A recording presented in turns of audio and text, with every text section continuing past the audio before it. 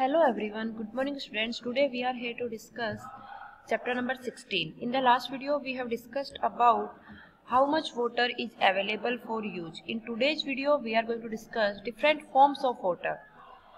So there are three forms of water. Water exists in three forms: solid, liquid and gas.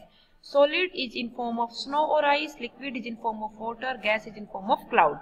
So snow or ice exist on the earth in the form of ice caps at the poles of the earth, glacier and snow covered mountain. मैंने आपको बताया था बेटा, जो आपके poles होते हैं वहाँ पे टेम्परेचर बहुत कम होता है और कम टेम्परेचर के ऊपर आपका जो पानी है वो जम जाता है. तो आपका स्नो वाला फॉर्म कहाँ नजर आता है? पोल्स के ऊपर, ग्लेशियर्स के ऊपर और आपके माउंटेन्स के ऊपर नजर आता है. These are the main source of water on earth. और यही जो चीजें हैं यही आपकी अर्थ के सरफेस के ऊपर मेन सोर्स ऑफ वाटर है. नेक्स्ट पॉइंट आपका आता है वाटर.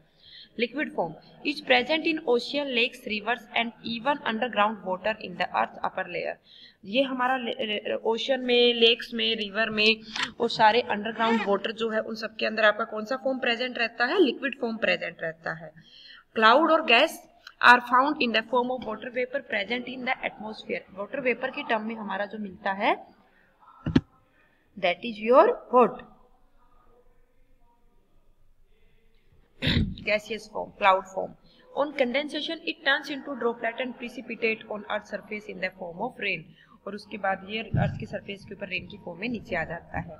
नेक्स्ट आपका आता है the continuous recycling of these form of water take place and amount of water on the earth is maintained of constant. जब इन फॉर्म और डिफरेंट फॉर्म्स ऑफ वाटर को हम कंटिन्यूसली रिसाइकलिंग करेंगे तो हमारी वाटर की जो नीड है वो कंप्लीट होती है और जो अमाउंट ऑफ वाटर है वो हम मानते हैं कि कांस्टेंट है.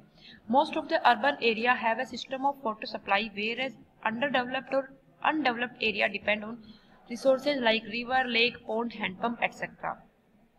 जो अर्बन एरियाज है उनके अंदर तो वाटर सप्लाई प्रॉपर है, जैसे कि आप अपनी सिटी के अंदर देख सकते हैं म्यूनिसिपैलिटी का पानी आता है और ये सब चीजें होती हैं. लेकिन जो आपके अंडर डेवलपिंग या फिर अनडेवलप्ड एरिया है, जो टिपिकल आपके रूरल एरियाज हैं, उनके अंदर आपका वाटर सप्लाई का बहुत अच्छी सप्लाई नहीं होती है, जिसकी वजह से वहाँ के लोग, वहाँ की जो पॉपुलेशन है, वहाँ की जो एग्रीकल्चर है, वहाँ के जो एनिमल्स है, वो सब आपके रिवर, लेक और पॉन्ड, हैंडपंप के ऊपर ही डिपेंड करते हैं.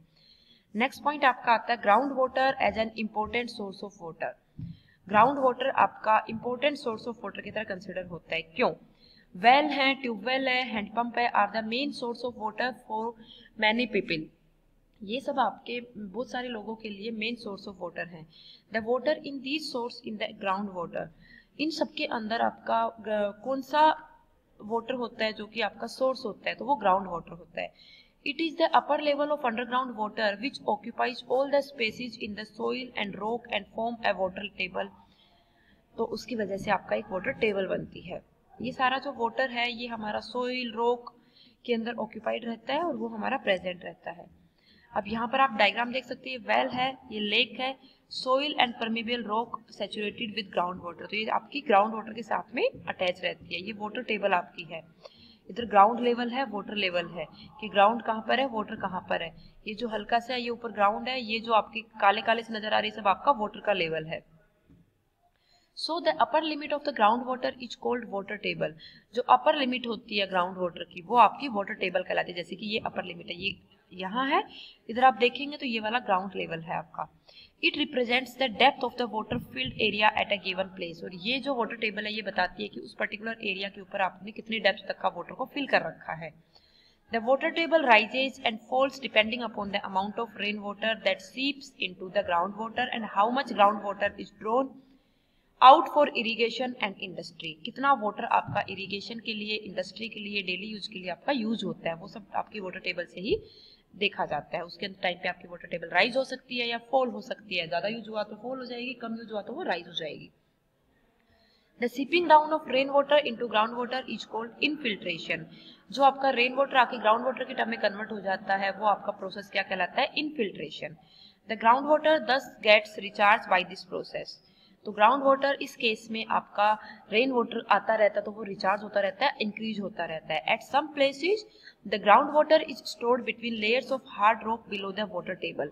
कुछ प्लेसेज के ऊपर हार्ड रॉक के अंदर आपका जो ग्राउंड वाटर है वो स्टोर्ड रहता है, जैसा कि आप यहाँ पर डायग्राम में देख सकते हैं। ये ऊपर वाटर टेबल है, ये नीचे आपकी रॉक है, इसके बीच में आपका वाटर भरा हुआ है।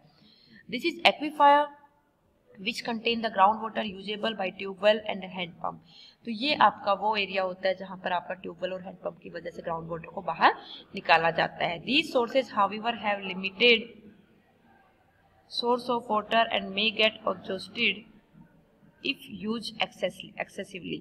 तो ये सारे आपके ग्राउंड वाटर के सोर्स होते हैं और अगर ये एग्जॉस्ट हो जाते हैं, जब अगर हम इनको बहुत ही एक्सेस यूज करते हैं तो उस टाइम पर हमें ये लगता है कि हमारे पानी की कमी होने लगती है। इसलिए हमें वाटर को बहुत ही वाइजली यूज करना चाहिए, उसको वेस्ट नहीं करना चाहिए। So this is all about today's video. We will discuss next points in our next video. Thank you बेटा, गॉड ब्लेस यू।